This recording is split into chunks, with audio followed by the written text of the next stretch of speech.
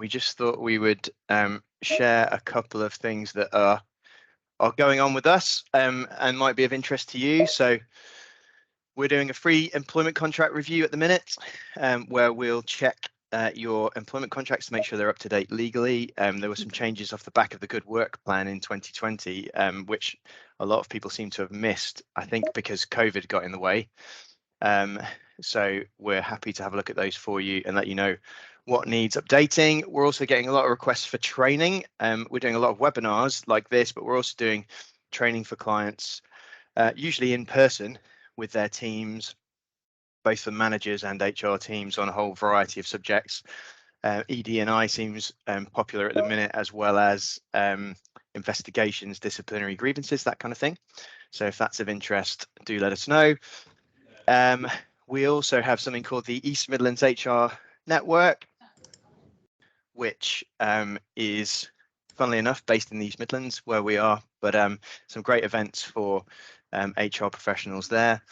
And then we have something that we launched recently called the HRD Talks podcast. I don't think you're anybody if you don't have a podcast these days, but we're really excited about that. And we have a number of people lined up for episodes on that we will be releasing. But Andy Stevenson very kindly spoke to me a little while ago, and that's released tomorrow.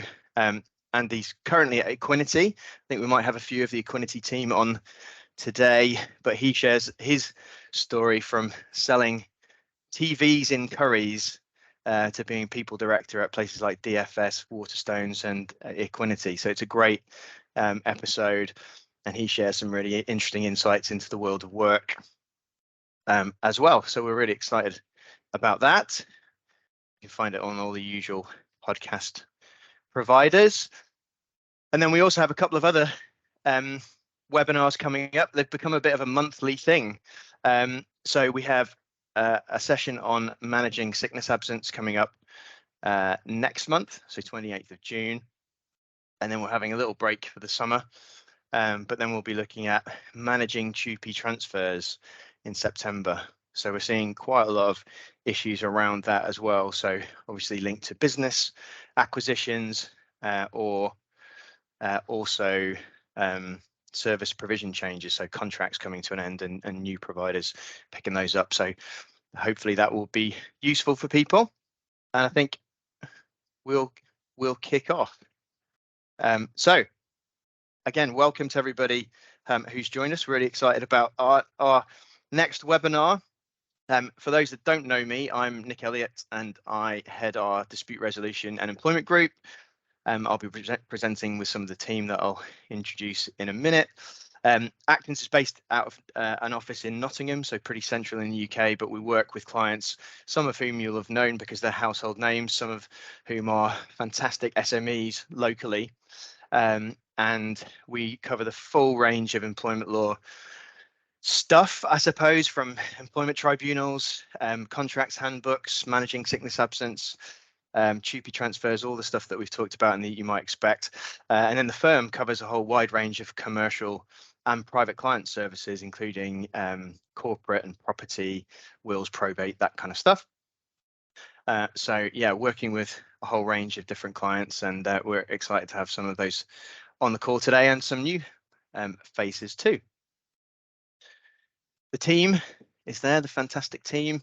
James and Laura are both presenting today, so you won't have to listen to me rabbiting on the entire time, but I will jump back on later in the call and talk through some of the session on protected conversations. But I'm going to pass over immediately to James. I should say, if you do have any queries as we go, so questions, please do use the chat function, because there are three of us presenting. We can pick those up as we go. There will be an opportunity at the end as well to ask any questions if that is helpful. And I don't think there are any other kind of administrative things other than to say, if you do hear a fire alarm, it's probably because either your office or your house is on fire, so feel free to leave the call at that stage. Yeah, James, do you want to kick us off with our poll? So we're going to set the scene for this webinar by diving straight into a poll, and we'll revisit it a bit later on after I've talked a bit about protected conversations. So here's the scenario. An employee is poorly performing. That possibly isn't an unusual one. And the employee's manager arranges a meeting and explains the following: that employee's role is at risk of redundancy. There will be a consultation process starting shortly. And finally, the employer is willing, quotes, off the record, close quotes, to offer an enhanced redundancy payment if they agree to enter into a settlement agreement to avoid the need for consultation. So that discussion has taken place, and now the poll will hopefully emerge.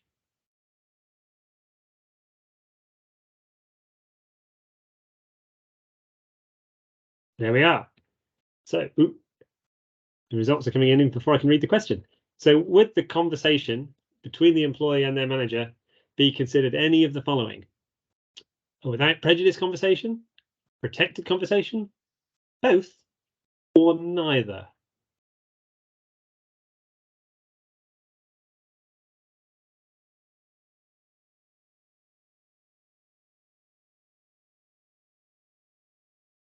So I'm noticing that the results are changing. People are obviously still voting. So it looks as if neither is winning.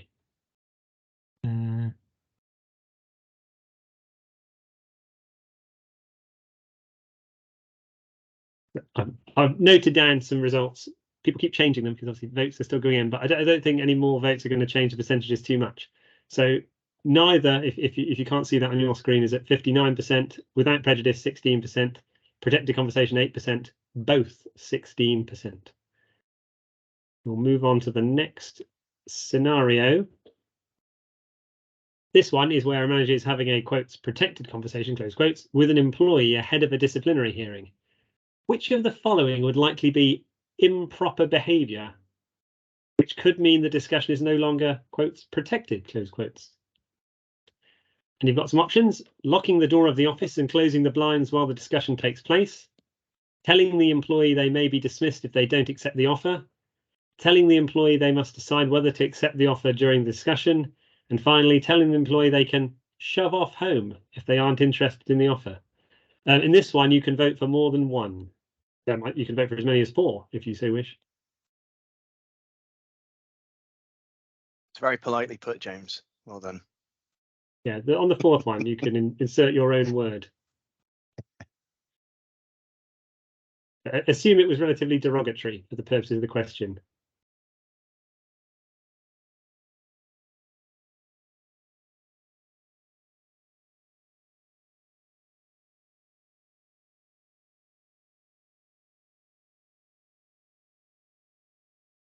Right, the results are coming in.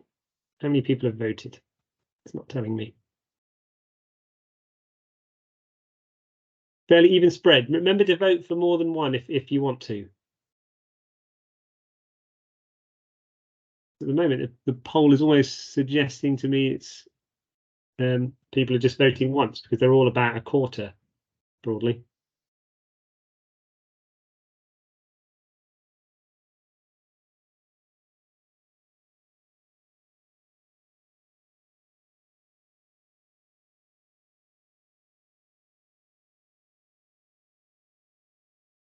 Right, so the most popular was telling the employee they must decide during the discussion.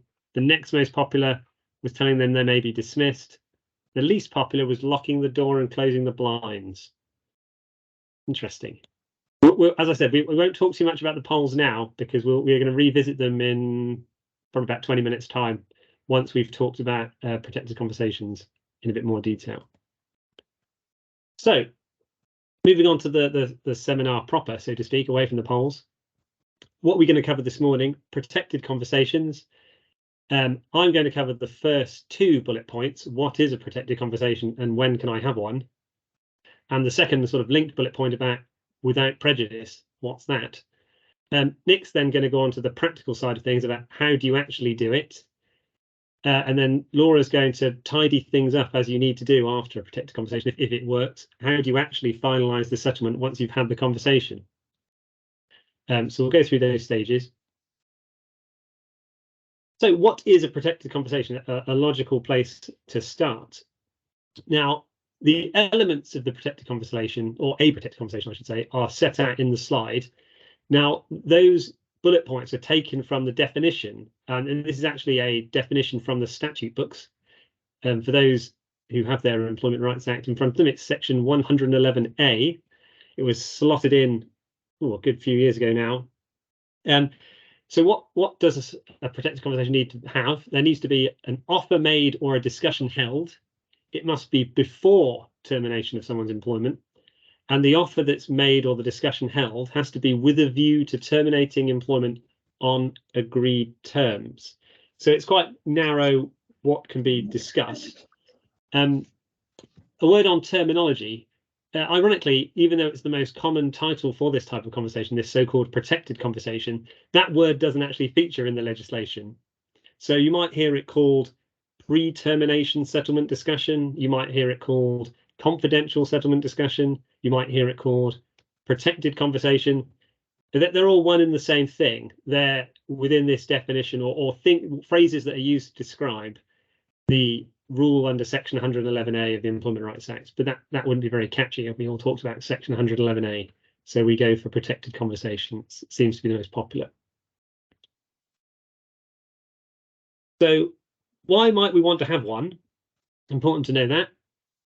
And the main benefit for an employer, and to a certain extent an employee in certain circumstances, of having a protected conversation is subject to some exceptions, which I'll come on to. The conversation itself would be inadmissible as evidence before an employment tribunal in a claim of unfair dismissal. So a common example might be where an employee might want to refer to the fact they were made an offer to suggest that their subsequent dismissal was unfair. Well, if the conversation was protected, they simply couldn't do that because that conversation would be inadmissible.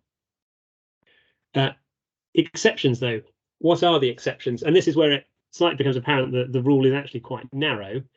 It doesn't apply to complaints in the Employment Tribunal of so-called automatically unfair dismissal. So that would be, there's a few examples of those, I won't go through them all. But if your claim is one of whistleblowing, where you're saying the reason or principal reason for your dismissal is that you made a protected disclosure, you could refer to a protected conversation in such a claim because the rule doesn't apply to that type of claim. Similarly, if you're bringing a claim claiming unfair dismissal because you've asserted a statutory right, same thing applies. The protected conversation rule doesn't apply, so the conversation wouldn't be inadmissible.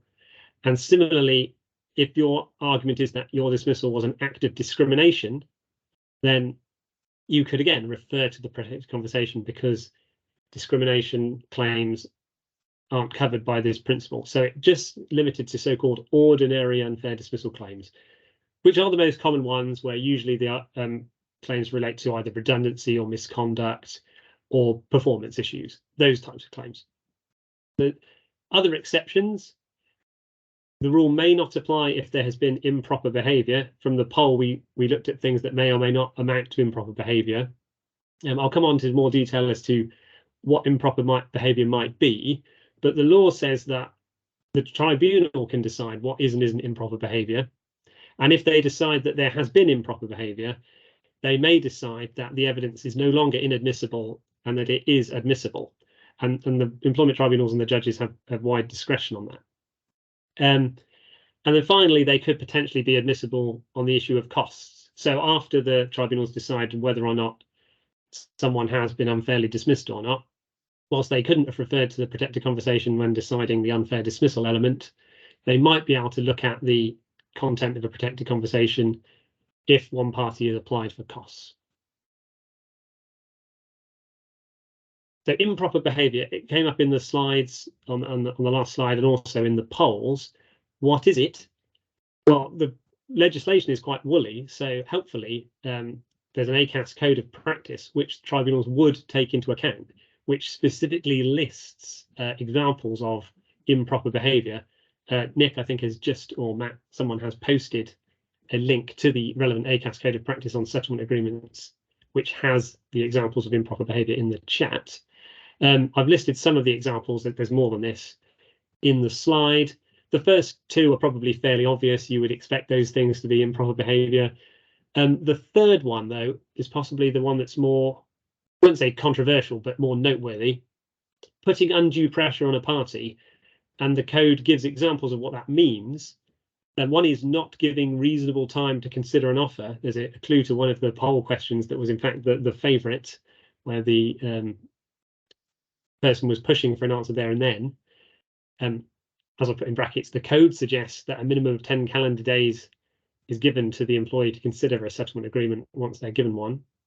And finally, on the slide, saying that if a proposal is rejected, then the employee will be dismissed is an example of improper behaviour. But I'd highlight a different nuance there. Often there can be a quite nuanced distinction between telling someone that they will be dismissed if they don't accept an offer, and saying to someone that if they don't accept an offer, a process will continue that could result in their dismissal. The latter example, I would suggest, isn't improper behaviour, because many processes, such as a redundancy process or a disciplinary process, could result in someone's dismissal, and there's nothing improper about saying that.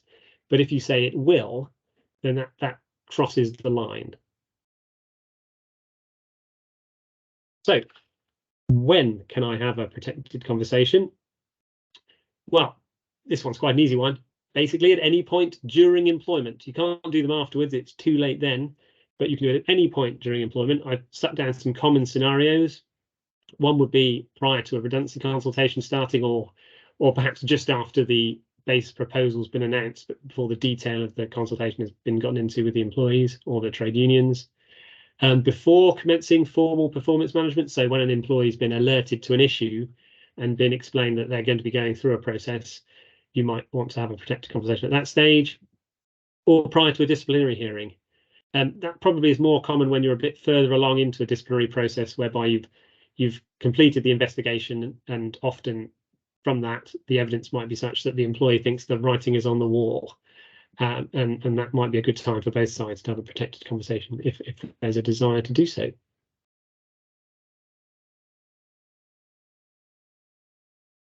So what about without prejudice? A lot of you might be thinking, well, weren't we just talking about that? Well, no. The without prejudice rule is subtly different and is a much longer standing rule that's part of the common law and isn't written down in a statute anywhere. But what is the so-called without prejudice rule? Well, it's a rule that prevents statements made in a genuine attempt to settle an existing dispute from being put before a court as evidence. So it's a much wider rule and would apply to all claims and complaints within the employment tribunal, not just ordinary unfair dismissal. It would cover all the discriminations, TUPE claims, any claim that they can do, and similarly any claim in the civil courts. And then the final bullet point is, do I need to label written correspondence as without prejudice? You've probably all seen emails, letters labelled as without prejudice. I suppose it's an interesting dilemma here. Then my advice is to, if you're trying to send something without prejudice, to label it as such. It's one, a very good indication of your intentions. But on the flip side, whether you label something as without prejudice or not doesn't make it so. I mean, I've seen many letters over the years which employers have written dismissing an employee that they've marked without prejudice, and that clearly wasn't without prejudice. So just writing it on there doesn't make it so. But if you want to try and send something without prejudice, then you should absolutely label it. And similarly, since the introduction of protected conversations, it also makes sense if you're labeling something without prejudice and you also think that it's protected under section 111A because you've had a protected conversation, or it's confirming in writing a protected conversation, then say that too. So reference each or both if you believe that both rules apply to the correspondence. It's worth just taking a few seconds to talk about why protected conversations were introduced, because that was in part due to the limitations of the without prejudice rule. The first bullet point talks about genuine attempts to settle an existing dispute, and where many people came a cropper in employment tribunals over the years was trying to rely on the without prejudice principle in situations where there wasn't an existing dispute. And a common example of that might be employee A is completely oblivious to the fact that employer A thinks their performance isn't very good. and nothing will have been done about it, and they've been happily going about their job perhaps for many, many years.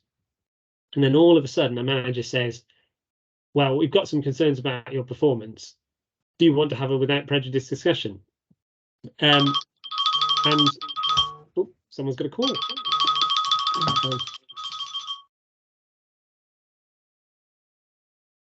Hopefully it wasn't calling to have a without prejudice discussion, but who knows? So back to my scenario. So the employee is working on the basis of their employment is fine. All of a sudden they're told that the employer is concerned about it and that they want to have a without prejudice discussion.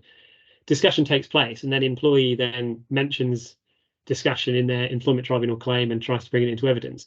And they'd have a good chance of succeeding because from their perspective, there's no dispute. They didn't realise they were performing poorly, and certainly they weren't contemplating bringing a claim against their employer at that point. And so the reason the government brought in, and there's quite a few governments ago, the rule on protected conversations was to enable employers to have so-called full and frank conversations that couldn't go before an employment tribunal. And in a sense, it was trying to slightly expand the basic premise of without prejudice without changing without prejudice, because that would have been far too tricky to do after hundreds of years of case law, so that these protected conversations could fill a gap in scenarios like the ones I outlined regarding performance concerns, where there probably isn't a dispute, or perhaps in a redundancy situation where people aren't at that point contemplating litigation. So without prejudice often happens later down the line when there's a dispute. So what might start off as a protected conversation might then latterly turn into without prejudice. So it can be quite tricky. But it's worth knowing the history to know whether something is one, the other, both, or neither, as we had in the first poll. There are some exceptions to the without prejudice rule in much the same way as there were with the law on protected conversations. The first one, unambiguous impropriety. You can tell this is much older because that's such an old phrase from some very old case law.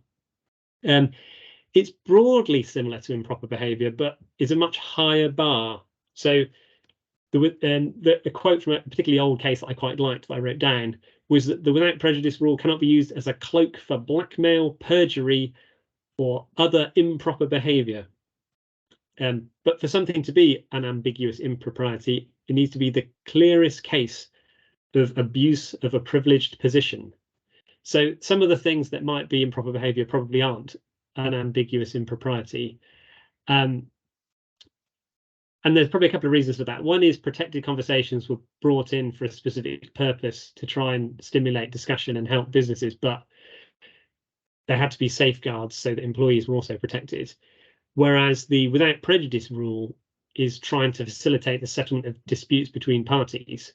So at that point, when without prejudice conversations happening, people are already contemplating litigation. So the theory in public policy is they want to try and make it easy as possible for people to make admissions in order to resolve things without the need for going to court or tribunal. So that's probably why there's this distinction between the two rules. Other exceptions to the without prejudice rule might be that you could use it in a case to explain a delay. So it might be that a disciplinary hearing was postponed and reconvened 3 weeks later.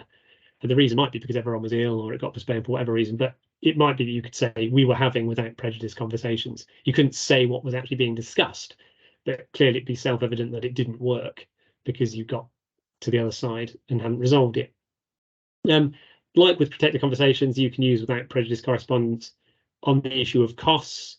There are some caveats to that. Usually you do need to make that clear. You might see letters labelled without prejudice stayed as to costs. So the letter clearly indicates that you might refer to it on costs.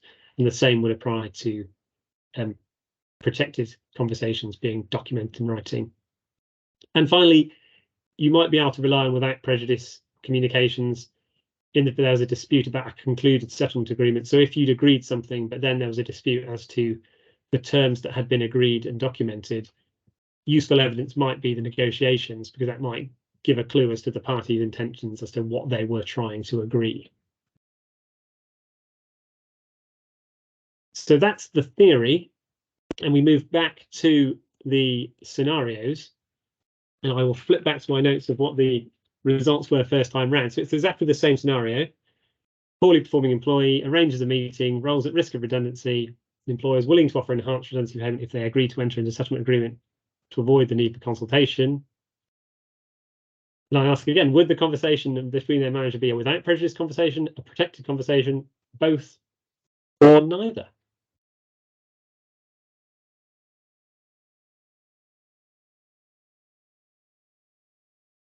And for those who are voting again, the top answer last time was neither, but the top answer now, and there's a big swing, is a protected conversation. 67%, 11% go for both. Oh, it's moving quite rapidly. 85% on protected conversation. Not many people are going for neither. I mean, I don't think anyone could say 100% that any of the answers are right, because I gave you so few facts that those of you that have picked the minority answers could probably give me a good argument as to why you're right. But broadly speaking, I agree with the majority that it would be a protected conversation, because it was a conversation that was aimed at trying to negotiate a settlement before the termination of employment. Nothing in the slides suggested anything improper was going on.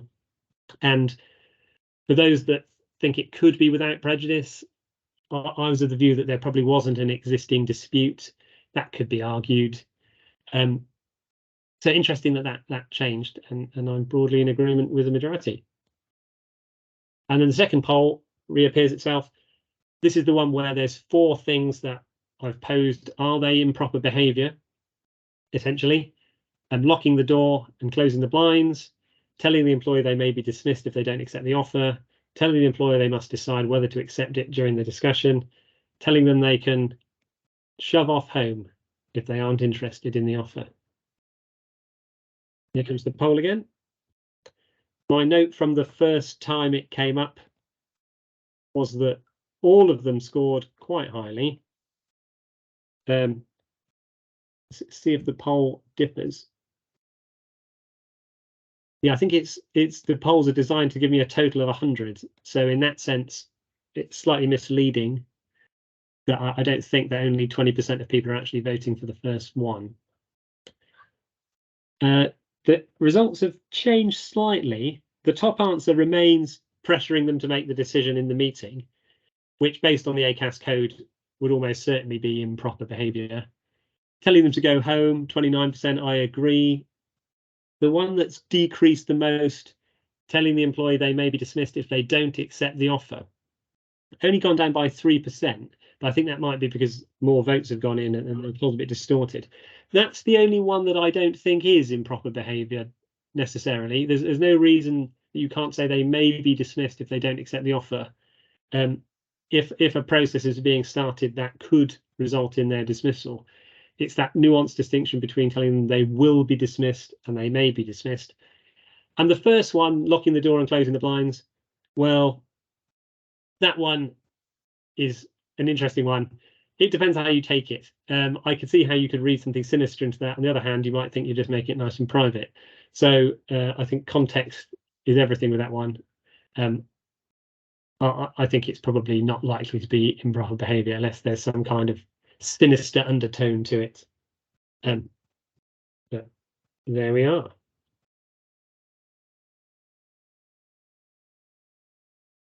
Right, well, that was the theory and the law. We'll now go on to Nick to talk about how we actually do these things.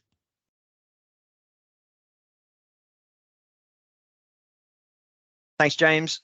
So that's obviously, as James says, the theory behind it all. So you have a better idea of what the protection actually entails. But clearly getting this right from a practical point of view is important too. So we're going to work through a few slides which help us with that, and I guess share some of our hints and tips for getting this right and getting the outcome that you're looking for as the employer. And surprise, surprise, the starting point there is to ask the employee if they would like to have a protected conversation. I guess the key point there really being that, as the poll showed, you may not necessarily need to label the conversation as a protected conversation, but it's not a bad idea to be super clear with the employee what's happening and what you're asking of them. It's also important, I think, to ensure that they understand what they're agreeing to. So describing it as a protected conversation is helpful because, again, it is the term, although, as James said, not in the guidance or the legislation, it's the term that most people are commonly using. And of course, at that stage, they may say no. And of course, that's fine. You might try and encourage them to have that conversation without it being improper. But actually, if they decide that they don't want to have that conversation, you can't really force them to. But labeling it that as at the start and being clear with the employee that that's what you're asking of them, and perhaps explaining a bit more detail, as the third bullet point suggests, where you're essentially saying, I would like to have a discussion with you about a situation where your employment would end on agreed terms without the need to continue with this formal process that we've either started already or we're about to start. And as we've said, often it's used in conjunction with that formal process, but actually runs in parallel very often. Usually it's a good idea, as you might expect, to come into that conversation prepared. So often we help clients with scripts for those meetings because sometimes there's a sort of on the record bit ahead of the protected conversation. There's then the protected bit that we're seeking to build that protection around. Again, it's useful to include an offer in an offer letter. So from a practical point of view, the person having something to take away with them, setting out the terms that you're prepared to offer is really helpful. And sometimes actually even to go as far as preparing a settlement agreement for them to review as well, it is useful too if you think it's likely that they're going to accept that. So having all of that lined up is a good idea. And obviously, if they say no, I'm not interested, then you can say that's no problem at all, and we'll continue with the formal process. If they do agree, then you can get into the detail of some of that discussion. I should say that offer letter is another way that we generally ensure that we try and build the protection of that protected conversation around the conversation, and sometimes also without prejudice if that applies. So labeling that letter up correctly and including the right stuff there is another way of protecting you as a business. But then if you get into the terms that you're offering, these are generally the key areas that you'll be talking about and that you'll want to convey to the employee. And often, again, if you've got a script or the offer letter itself, it may be as simple as working through that letter and saying, look, this is what the letter says. You can read that in your own time, but I'm going to talk you through some of these terms. That usually includes when the employee will leave, so the termination date, so that they're clear on that. And the offer will then nearly always include the following items. So some form of notice payment, because everybody will be entitled to that. That generally will be taxed, and again, this is an area where we see people getting caught out quite regularly in terms of how these different payments are treated from a tax perspective. So we're not going to go into masses of detail of this, particularly as Laura will pick up some of this later when she talks about how we finalize the settlement. But it's pretty much the case now that in nearly every circumstance, notice pay will be taxable in these circumstances because HMRC are looking for their tax, unsurprisingly. But there is also the option to pay some compensation tax-free, and there's the 30,000 tax-free allowance that many of you will be aware of. But getting those calculations correct is really important, and being clear from the very start on the tax treatment can avoid any issues further down the line where people are thinking, well, I thought I was going to get more money than I'm now going to receive. And clearly that's a difficult position to be in further down the line if you end up having to pay more to get the deal done, or the deal falling over as a result of that. An agreed reference sometimes will be included as well. And again, the key there really is just being clear on whether that will be entirely factual or the gravestone references. Sometimes it's described, so employed in this role from this date to this date, or whether actually there'll be something more positive than that. On the employer side, clearly being mindful of the fact that being too positive in a situation, for example, where someone has been underperforming for years, might be difficult and could open you up to risk around a misleading reference. So being clear on the terms of that would be useful at that stage. And then sometimes we'll also see other benefits or terms that need to be included around things like announcements. So announcing the person's departure, particularly if it's a senior person, managing that well with their agreement and cooperation can be really important. Things like post-termination restrictions, what property they might need to return or keep, and any support that they might get with things like outplacement, or in fact the continuation of health benefits and that kind of thing, tend to be of interest to people at this stage when an offer is being considered. Generally speaking, the offer will be subject to agreeing final settlement agreement terms, and Laura will talk to you about the difference between settlement agreements and COT3s later in the session. And generally speaking, an employer will want the deal and the circumstances around that deal to be confidential, so there'll be confidentiality provisions there. That said, obviously there's been a lot in the press over the last number of years about gagging clauses and that kind of thing. So there are standard exclusions from that confidentiality that are often included in settlement agreements now, allowing people to blow the whistle on wrongdoing and that kind of thing. But generally speaking, the fact and terms of the settlement will be confidential. And as James mentioned earlier on, the code of practice talks about allowing the individual 10 days to take legal advice and consider the offer. But in our experience, it's pretty rare for an employer to want to wait as long as that, because in reality, you're often telling an employee that you don't want them to be in your organization anymore, and these situations tend to be high stress for everybody. So often employers will set shorter timescales than that, knowing that technically they're sort of in breach of the code of practice, but in reality, it's often better for everybody that these things are wrapped up quickly. If there isn't a rush, then obviously the 10 days is a good idea. And even at the point where you're talking about the discussion, having that discussion and talking about the terms, it's worth reminding the employee that they don't have to take a deal. It's not something they have to accept, and also that it won't influence the outcome of any process that will follow, like a disciplinary or a redundancy, if they don't accept it. Now, in a lot of people's minds, despite saying that, an employee may well think, well, I'm not sure I completely believe that, but in reality, that's the way that we should be structuring this. And of course, as James said, it's fine to say that an outcome from the process could be dismissal, but saying that you definitely will be fired at the end of that process would take us into improper behaviour territory. And that's obviously something to avoid. So having this conversation sensitively and with a degree of compassion, despite how difficult it is a good idea.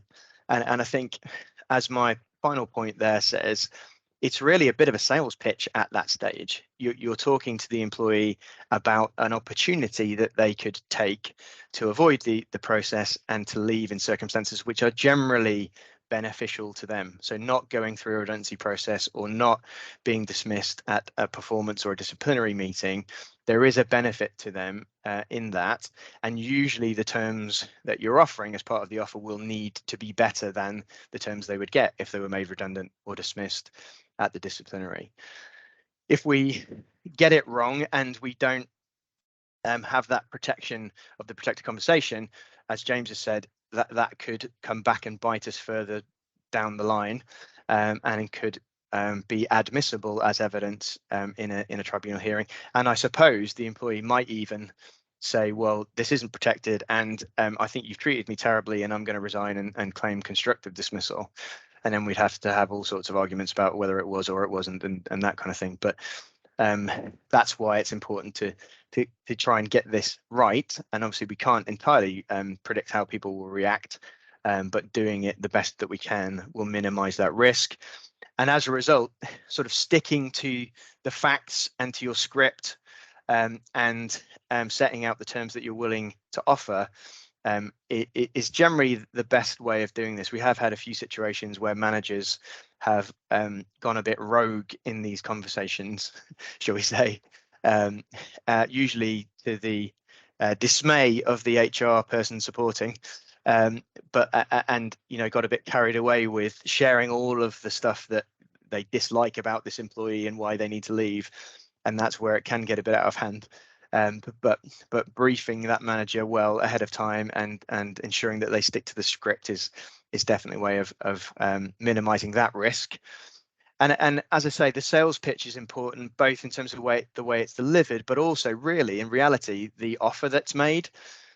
So as we've said, there's no obligation on people to take this offer when you put it to them, but if it's a good offer and if they go and take legal advice, which many people will, or talk to ACAS, they need to be advised that it's a fair offer, that they wouldn't get to that, for example, if they went through the formal process, or even if they were to sue the employer. That's really the key to success here, is being generous enough to ensure that they take the deal if this is the route that you want to go. And I suppose also being prepared to go through the formal process itself if the protected conversation process doesn't work. That's obviously, your end game if they don't take a deal. But balancing that offer and getting that right is really important in terms of successfully achieving the outcome that you're looking for. And again, we can help with that in terms of, okay, well, what's a good offer in this situation for this kind of person? What range would you be looking at? And what's our experience of what people might or might not accept? And I suppose I've talked about this slide already to a certain extent. I think the other thing to bear in mind is that often it's a negotiation. So going in with your best offer straight away isn't usually the way to do this. Often an employee will try and negotiate, and therefore having some room for negotiation with your offer is a good idea. That said, if you want to move really quickly and you can persuade the employee that you are being generous and you're seeking to get the deal done quickly, then it might be that you take that decision. But generally speaking, there is some negotiation in these circumstances over something, be it the money or some of the other terms. And that's the practical side. Laura's just then going to take us through how we tidy things up once we have a deal. Thanks, everyone. So morning, everyone. In terms of finalising a settlement, we've done all the difficult bits now. We've had the conversation. We've potentially got some good offers and terms on the table that we're hoping to put into an agreement and make that legally binding. Usually the main purpose of us going through all this effort is to try and get a legally binding document at the end of it, where there's an agreement that the employee waives the claims against you as the employer or anyone in your business. So you'll see the top part, which is saying full and final settlement of all or any claims. Now that line is in pretty much every settlement agreement I've ever drafted, advised at, looked at, etc. In and of itself, it is not sufficient to waive the claims. So an agreement to waive the claims that the employee can bring won't be enforceable unless it meets certain criteria, which I'm going to take you through. So we'd always advise using a settlement agreement or a COT3. It's not as simple as we've agreed it in the meeting, we've signed the document, everything's done, let's just move on and get on with it. It does need to be in one of these two types of documents. So settlement agreement is possibly the one that people are most familiar with in this type of scenario. It's usually a fairly lengthy document that sets out the terms that you've agreed, the types of claims that are being waived, etc. And a COT3 is essentially another name for a settlement agreement. So a COT3 is done via ACAS. Some of you may have come across it as part of an early conciliation process, or any other sort of discussions that you've had with ACAS on behalf of an ongoing dispute, etc. So in terms of a settlement agreement versus a COT3, there's a few considerations that you might want to factor in when you're thinking, okay, so which one do we use in this scenario with this person? So usually speaking, the settlement agreement is a longer document than the COT3 agreement via ACAS. That is often a shorter one that focuses on the absolute key terms. Whereas a settlement agreement that's been drafted you usually have to provide a legal fee contribution. There's actually no obligation on you to provide a legal fee contribution under a settlement agreement, but it's very common that you do. The normal figure for that these days is nothing less than about 350 plus VAT. Anything less than that, and we'd expect that the solicitor acting for the individual would come back and say, I can't do it for that amount, can you up it, please? So that's one thing to factor in, that the COT3 via ACAS is free. The settlement agreement, where the independent legal advice, there's a legal fee contribution that you're contributing towards. The settlement agreement may be a slightly quicker approach. So usually if you've had the conversation with the employee, they've gone away and found themselves an independent advisor and told you who it is. You've sent over the settlement agreement, they're usually able to fit that in and advise the employee on the terms of their agreement fairly quickly, for a whole number of reasons. A, they want it off the desk. B, they want to get paid, things like that. Whereas ACAS, that going down the COT3 route, is really how long is a piece of string. Sometimes you get a good conciliator that does jump on it and get through it fairly quickly.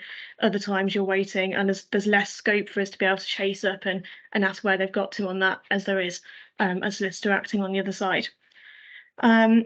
Settlement agreements, again, the one thing you might want to think of is how complicated is the agreement that you're trying to do with your employee. So a settlement agreement itself could look out for other issues. So you'll see that we've got the other issues point here, and that is usually things like, is there a worry that people are going to start putting in a data subject access request, or have they already done so? Immediately after the protected conversation, have they gone away and asked for grievance policies to put in a grievance? So you might want to try and put into your settlement agreement things like that, settle off the idea of any ongoing or considered grievances, data protection requests, things like that. Settlement agreement is usually the best way to get that in. The COT3 usually focuses on more of the generic terms of, you're going to get some notice to pay and you're going to get this compensation award. And ACAS tend to get a little bit scared if you try and go above and beyond those very basic points, and may say, we can't advise on that, or we don't think that that's something that should be in this agreement, and end up with pushback. Settlement agreement that has all of that kind of stuff in, the downside of that might be that you get a lawyer who looks at the deal on a much broader scale. So they might advise their client that they should be going back and asking for more money in respect of this, or that they need to be asking for terms to be changed or added in. Whereas ACAS tend to take a much more neutral and stepped back approach to their advice on these issues. So, as I've just said, to be enforceable and for that waiver of claims to actually have any sort of legal effect, the settlement agreement or the COT3, whichever route you take, must be done in writing, and it must be related to the particular complaints. So, as I've just said, everything seems to have that line in that's in full and final settlement, but you really do need to have a think about what type of claims we're trying to settle here, and making sure that in the settlement agreement there is wording that is tailored to that. So, for example, there is an existing claim on the table that needs to be covered off, and the claim number needs to be in and say this claim goes, or there's a real reason that there's a redundancy consultation that hasn't happened or hasn't been, the process hasn't been followed. Identify that and set it out. As I've said, the employee on a settlement agreement will have to receive independent advice from an independent advisor. Now, quite often, you may have employees that say, I don't need to do that, I'm quite happy with the term, I'm just going to go and sign it. I would always suggest that you make sure that you've got the signed advisor certificate, which forms part of the settlement agreement. So in the settlement agreement, for those of you that haven't seen one recently, there's usually a clause that says we'll make any payments under this agreement on receipt of you signing the agreement and as receiving a signed advisor certificate from your independent advisor. So yeah, double check you've got that signed advisor certificate. And really just make sure that the employee hasn't just signed it and given it back to you, or really understands that they actually do need to go away and have a chat to somebody about the terms of this agreement. And yes, the agreement really must explicitly state that the conditions regulating settlement agreements have been satisfied. So it's not enough that everything that needs to be in there is in there. There also needs to be a line that says that everything that needs to be in there is in there. So in terms of actually putting the settlement agreement or the COT3 wording together, Some fairly common pitfalls that we do see quite commonly are, have you actually included everything that was agreed with the employee at the meeting? Now, sometimes what happens is the meeting is done by a manager or somebody that wasn't then involved in the drafting of the actual agreement. And you end up in a position where they go away, they take their independent legal advice, and then you get a phone call saying, my client thinks that it was agreed at the meeting on this date that they were getting X, Y, and Z. Where's that? So it's making sure that if you've said that they're going to keep their mobile phone, for example, that's in the agreement, and the wording that says they must return their mobile phone isn't in there. And it saves really a whole lot of going back and forth, time and money for you on both sides. Some people asking for increase to legal fees, or just you increasing your own legal fees in us or anyone else updating and amending as these go back and forth. Have you checked your employees' contracts of employment? So this is really one on what does the contract of employment say will happen on termination? In their payment in lieu of notice, or pile-on clause, as it's sometimes known, does it say what that includes? Is it basic salary only? Do they get any benefits that are factored into that for the notice period? And then things like the post-termination restrictions.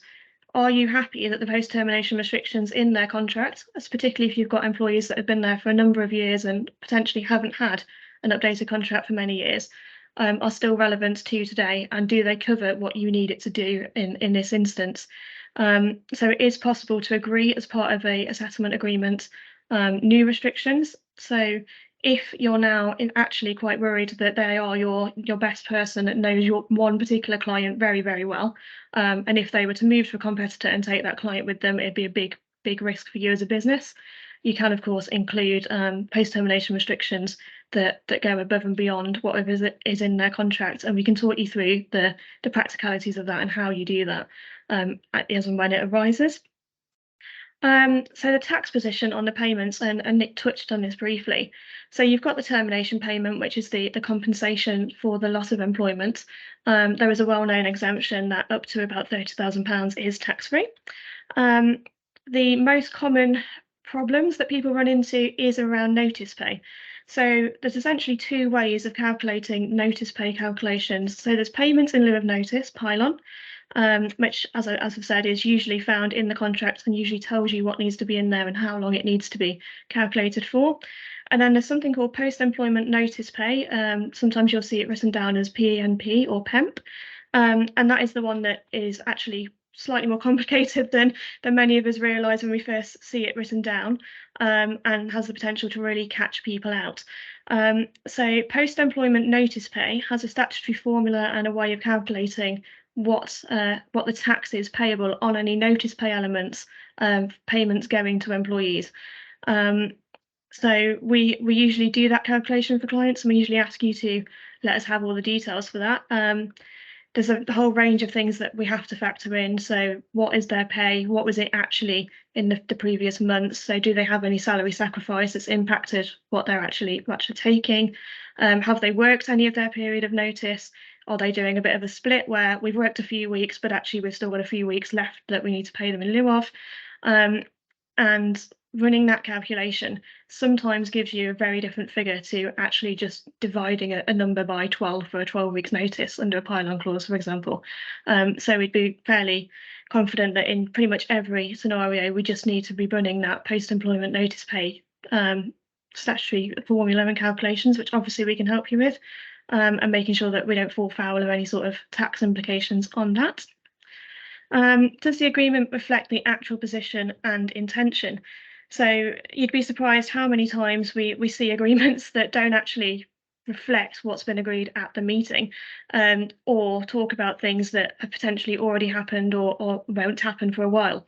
So most commonly it will say things like your employment will terminate on, but actually employment terminated a week last Friday, and the agreement doesn't make a lot of sense because you're talking in the wrong tense.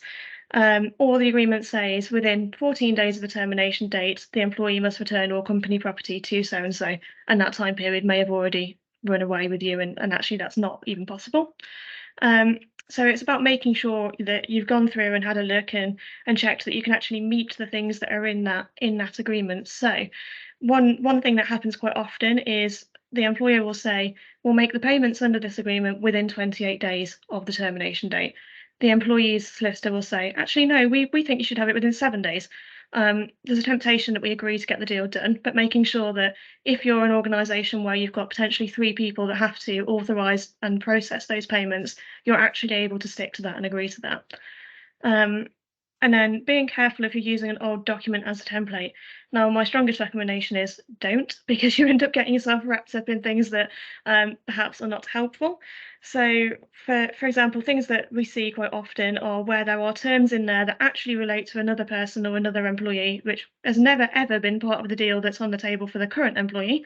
But they find their way into the settlement agreement because it's one that's been typed over from a past copy. You're then in quite a difficult position that if, for example, that person got a lump sum into their pension pot and this person hasn't asked for it, they think, oh, great, I'm now getting this into my pension pot. That's good. I'm getting an extra amount of money. And we say, oh, actually, no, that was a typo. We're taking that bit out. You end up in some quite silly back and forth in terms of, well, you've obviously done it before for other employees because we can see it. Why was it in there? I'd like it back in. So those kind of things can trip you up. And you could also end up with terms that just simply aren't relevant to the individual that's now there. So most common things are post-termination restrictions that person doesn't have in their contract, but the other person did, or anything like that. So really starting from scratch, reading through and matching up the settlement agreement or the COT3 agreement with the offer letter, and essentially just going side by side. We've said we're going to pay them £5,000 for this. Is that in there? Tick. We've said that we're going to keep their laptop and their phone. Have we actually written that in the agreement? Yes, tick. And going down and making that sort of really basic check, but actually could save you a lot of time and hassle in the long run. I'm going to hand back to Nick.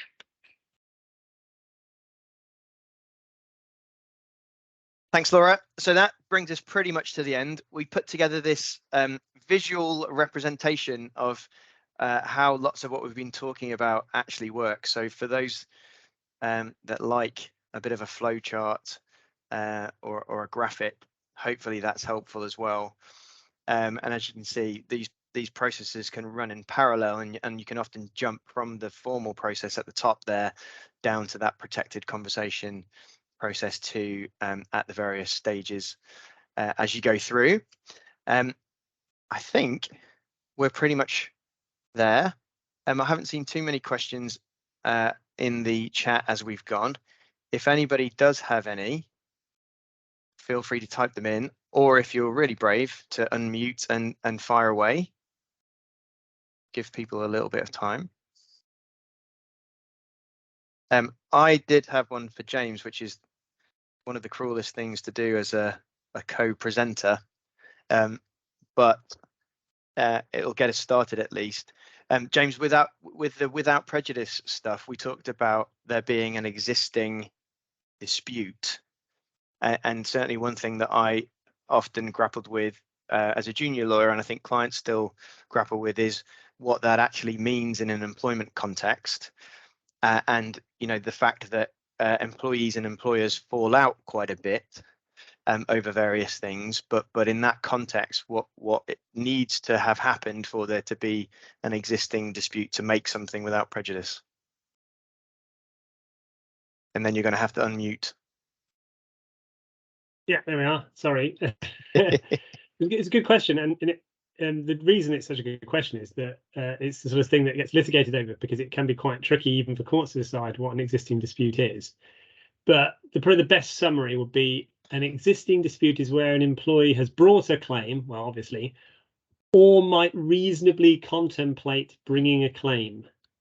So if they've been invited to a disciplinary meeting which says that their termination may be dismissed because the allegation is gross misconduct, then I think at that point, someone could say they're reasonably contemplating a claim because they know that they could be dismissed. And if they're disputing its gross misconduct, then you could say, well, perhaps if you had a conversation ahead of the disciplinary, that's without prejudice, because at that point, the employee is reasonably contemplating an unfair dismissal claim.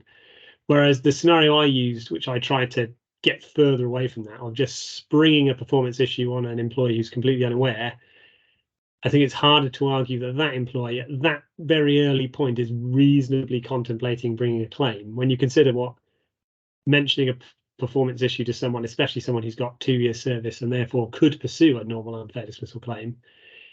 If you're going to start a performance management process, unless the employer is doing something that's a bit untoward and maybe improper behavior, they're going to be saying, well, we're going to start with our capability procedure and we'll be having some performance review meetings.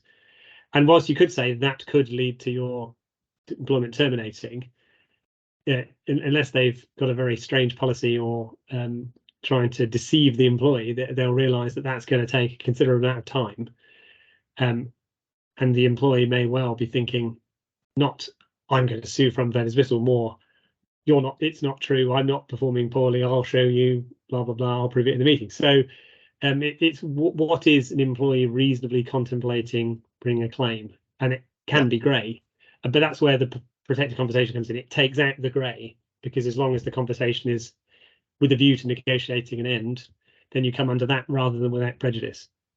Yeah, which of course or was part. So you won't need to argue whether it is without prejudice if you're protected potentially. Yes, and the limitations around the without prejudice rule, of course, were part of the reason that they brought in protected conversations in the first place, in order to give employers a bit more scope for those kind of discussions. I think the other thing that often happens is an employee raises a grievance, and that in itself won't necessarily create that dispute that's necessary to get without prejudice protection. It might if they're threatening a claim as part of that, but it won't always be the case. So that's another reason that the protected conversation stuff is useful. Anybody else got any questions before we bring things to a close?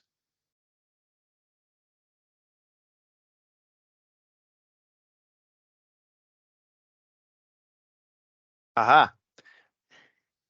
One addressed to Laura, but we may all jump in on this on the basis it's one of the most complicated things. So I'll read it out for you guys. Sarah says, does the PEMP apply if not Pylon or to Pylon 2? James, you look like you're gearing up to say something. Do you want to jump in? Or? That's you, Laura. The answer is, if you're trying to pay any money at all on termination of employment, then you should do the PEMP calculation. So there's this belief that money can be paid tax-free up to £30,000 that is often misunderstood, that you can't access the £30,000 unless the PMP calculation is zero. So every single time you're paying some money on termination that isn't all just being taxed and subject to national insurance, you're making any payment at all that you're purporting to pay tax-free up to £30,000, you need to do the PEMP calculation. And insofar as the answer to that isn't naught or a negative number, then part of that money that you thought you could have paid tax-free, you can't and is subject to tax. And Pylon is part of the PEMP calculation. So the amount that you pay in lieu of notice is deducted from the starting part of the calculation, which helps you get to naught or a negative number. Now, it's very difficult to explain PEMP without figures, but usually where there's Pylon, the amount of the Pylon means that PEMP comes to naught or a negative number, but that's not always true. And Laura outlined correctly why that is. It might be that the whole notice period isn't being worked. It might be that there's salary sacrifice arrangements. It might be that the employee resigned and that the notice the employer has to give the employee is longer than the notice the employee has to give the employer. So it's very difficult to give an abstract answer other than to say you should always run the calculation and you shouldn't pay anything tax-free unless the PEMP calculation is zero or a negative number. Yeah, and of course the reason for that is that HMRC, were they to audit you as a business, may well ask for copies of employment contracts, copies of any settlement agreements you've done and payments that are made under those, and will often be looking for the tax that's been paid to be correct, and if not, obviously looking to recover that. So getting that right is really important for that reason, as well as ensuring that the employee is getting the right money, obviously. A few more comments saying thank you and it was helpful, so that's great. Beverly likes your explanation, James. Yeah, of PEMP. apologies everyone. Just to say, I didn't make up the PEMP rules. Yeah, it James could is have not to been blame easier for in how hindsight, complicated that is. But the other thing is there's actually 3 different formulas, and you can apply different ones in different scenarios. But we could do a whole seminar on PEMP, but that'd be very boring. Yes, it would. I agree. Okay, so just to remind people that weren't on the call at the very beginning, we've got a few other things going on. We're doing a free employment contract review. A lot of things were missed on the back of the Good Work Plan in 2020 because COVID hit, and a lot of employment contracts that are being issued to new starters are not legally compliant and up to date. So if you're concerned that yours might not be, we'd be happy to have a look at that for you and produce a little report for free, which shows you where those issues might be. We also do online and in-person training for clients, and very often for managers, helping them with this kind of thing and a whole wide range of other stuff like ED&I, investigations, disciplinaries, grievances, that kind of stuff. We also run something called the East Midlands HR Network, which I know a number of you have been along to. But if you're interested, I think hopefully Matt or James can pop a link to the website for that. There it is. Thank you, Matt. In the chat. We also have launched a podcast, and I think some of the Equinity guys are on the call today, but Andy Stevenson very kindly spoke to me a little while ago, and we launch his episode tomorrow. A great inspiring story of Andy's rise from being the best salesman of TVs in Currys as a teenager through to working in L&D, and then eventually picking up some really high profile people director roles. So his insight into the world of work is useful, and if you're interested at all in any kind of HR stuff, then that's definitely worth a listen. And it's not a boring legal podcast, so please be assured that it's more interesting than most that you will have heard of. And a couple of other webinars just to keep an eye out for. Next month, before the summer break, we're going to be looking at managing sickness absence. We did a little poll a while ago as to what topics people would like to hear about. Protected Conversations was up there, and I'm sure that's why we've had 50 or so people on the call today. But managing sickness absence was a close second, I think. So we're looking forward to running that one. And I'll share with you my story of the longest period of sickness absence that I've ever had to manage. No one's beaten it yet, but it would be great to hear if someone can. And then after the summer break, managing TUPE transfers. James will be geeking out on TUPE for those that are interested, and we'll try and give some practical help on how to spot TUPE issues in the first place, because often it's missed, and then there are headaches. But then also how to manage that well from the employer's perspective. And I think that's it. So just another thank you to everybody for joining us. Hopefully it was helpful. If you do need any assistance with this or PEMP, then James's door is always open. And we'd be really happy to help with things like scripts and offer letters and settlement agreements, obviously. But yeah, we look forward to seeing everybody next time, and hopefully you'll get some time to spend in the sun today if it's shining near you. Thanks, everybody.